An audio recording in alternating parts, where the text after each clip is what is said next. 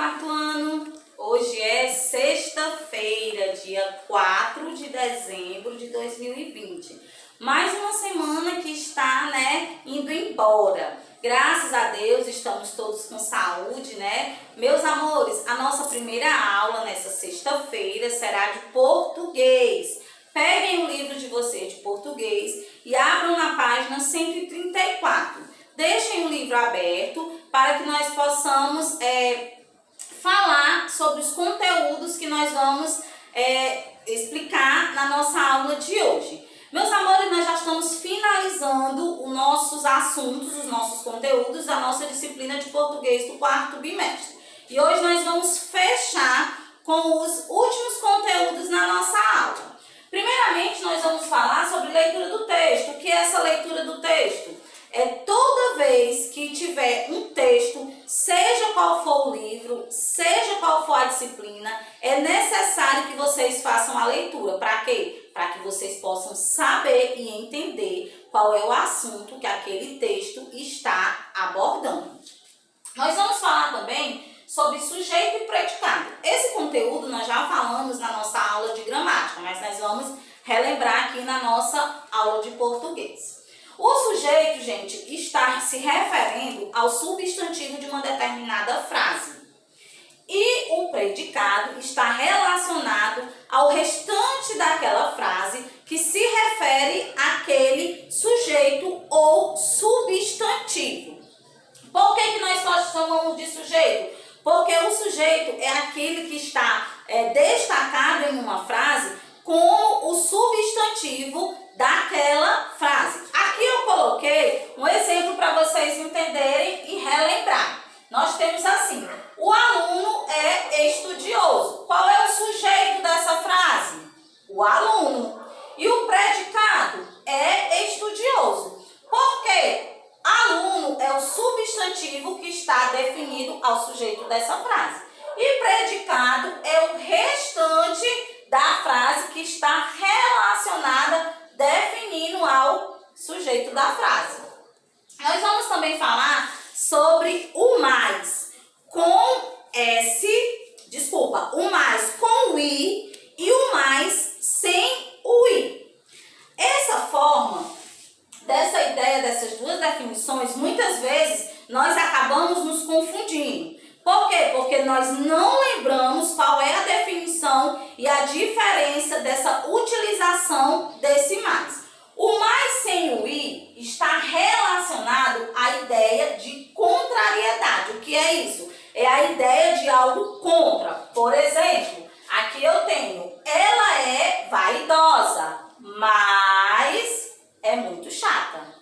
Então, está definindo que ela é vaidosa, mas, como é uma ideia de contrariedade, ela é muito chata. E o mais com o i está na definição e da ideia de quantidade. Exemplo: eu quero mais suco de laranja. Então, toda vez que você ouvir ou ver a palavrinha mais sem a letrinha i, está relacionado à contrariedade. E você vê ou ouvir a palavrinha mais com o i, está relacionado à quantidade. Meus amores, eu gostaria que agora vocês realizassem do livro de vocês a atividade da página 133, 136 até a página 144. Onde nessas páginas vai abordar todos esses assuntos na quais nós acabamos de falar. Após vocês realizarem as atividades, vocês retornem comigo para que nós possamos fazer a correção juntos. E aí, meus amores, conseguiram realizar? Vamos lá. De início, na página 134, nós temos o texto. Lembra da leitura do texto? Que tem como título Dois Gigantes Diferentes. E aí, vocês leram esse texto? Muito bem. E nós temos, no final do texto, na página 135, o vocabulário. O que é o vocabulário, gente? São as palavras que estão destacadas no texto de forma negrito, que muitas vezes nós não conhecemos. Então, o próprio texto nos dá o vocabulário dessas palavras. Na página 136, vamos lá. Primeira questão. Em qual das frases a palavra destacada foi empregada de maneira errada? Na última opção. Segunda questão. Associe corretamente as palavras à sua representação. Primeiro, 3. Segundo, 1. E terceiro, 2. Terceira questão. Crie frases com as palavras abaixo. Charada, rompante e ginga. Criaram as frases? Quarta questão. Complete as frases com sinônimos das palavras do quadro. A. Despencar. B. Inchou. C. Recorreu. D. Astúcia. E E. Gritos. Página 137. Primeira questão. O gigante comparou os seus braços ao de Sansão. Pesquise sobre esse personagem e explique o porquê dessa comparação. E aí, vocês fizeram a pesquisa? Muito bem. Segunda questão. O que o gigante disse que conseguiria destruir com um só murro? Isso mesmo. O morro, monte, muro e ponte. Terceira questão. Qual foi a reação dos gigantes ao ameaçar as pessoas usando a sua força e perceber que todas estavam de fato amedrontadas? Ele se estufou e gargalhou. Quarta questão. Com o que o sábio desafiou o gigante? E que argumento ele usou para convencê-lo ao aceitar? O sábio desafiou o gigante com o quê? Com uma charada. O argumento que ele usou foi de que melhor que brigar seria resolver uma charada. Quinta questão. Você acha que o gigante se deixou convencer pelo que o sábio falou? Ou ele se deixou levar pela vaidade? E aí, justificaram? Sexta. Quanto tempo o gigante levou para resolver o problema passado pelo sábio? Ele não conseguiu resolver, apesar de ter tentado por horas. Página 138, fizeram a leitura, foi da explicação do sujeito e predicado.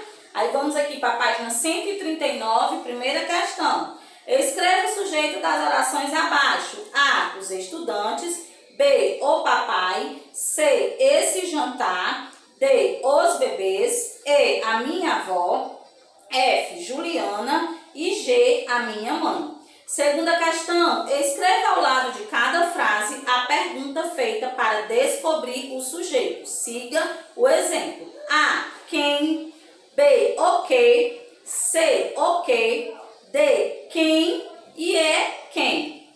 Terceira questão. Escreva um predicado para cada sujeito. Quais são os sujeitos? João, Ricardo e Márcia, Laura, nós e eu. E aí, escreveram o predicado? Muito bem. Página 140, quarta questão. Sublinhe o predicado das frases. A, voo alto. B, é um dos símbolos da Páscoa. C, acabou com a plantação. D, não conseguiram chegar a um acordo. E, são meios de comunicação importante. F, eram muito felizes. E G, ficaram a sós para conversar. Quinta questão. Observe o modelo e complete. A, como é que fica? Tio Beto lançou um cavalo. B, a menina passeou a cavalo. C, Paulo e Bianca escreveram um livro. Sexta questão. Em qual dos exemplos abaixo o sujeito não aparece no início da frase? No segunda opção. Sétima questão. Identifique o sujeito e o predicado das frases abaixo. A, sujeito, macaco, predicado, morreu. B, sujeito, eu, predicado, inventei um aparelho de voar. C, sujeito, Gabriel e predicado, chegou. Vamos aqui para a página 142. Primeira questão. Marque com X as frases em que a palavra mas, sem o i, estiver sendo empregado de maneira incorreta e escreva as corretas. Quais são as opções? A primeira opção e a quarta. Como é que fica? Elaine comeu mais do que Wanda. Vivi é bem mais comportada do que Milena. Segunda questão. Complete as frases usando mais ou mais. corretamente. A, mais sem o I. B, mais com o I. C, mais sem o I. D, mais com o I. E E, mais sem o I. Terceira questão, faça com X as frases em que a palavra mais com o I estiver sendo empregada de maneira incorreta e escreva-as corretamente. Quais são? A segunda, a terceira, a quarta e a quinta. Copiaram da forma correta? Quarta questão, construa frases empregando o sentido correto das palavras mais com I e mais sem I, de acordo com o que eu expliquei para vocês. Na página 143, nós temos o estudo do dicionário. Página 144, primeira questão. Como você percebe a separação silábica das palavras na página do dicionário? Gente, a gente percebe que ela se separa com um ponto final. Segunda questão, procure no dicionário as palavras em destaque e escreva-os como aparecem nele. Depois escreva o significado de cada uma. Quais são as palavras? Ética e honestidade. Colocaram da forma correta? Terceira questão. Procure no dicionário as seguintes palavras, escreva sua separação silábica e seu significado. Quais são as palavras? Coragem, alarido, pequenique, caju, quinlilaria e embarcação. E aí, fizeram a separação, colocaram corretamente o significado de cada uma. Muito bem, meus amores, nós vamos ficando por aqui, finalizando a nossa disciplina de português. Um beijo no coração e até já já!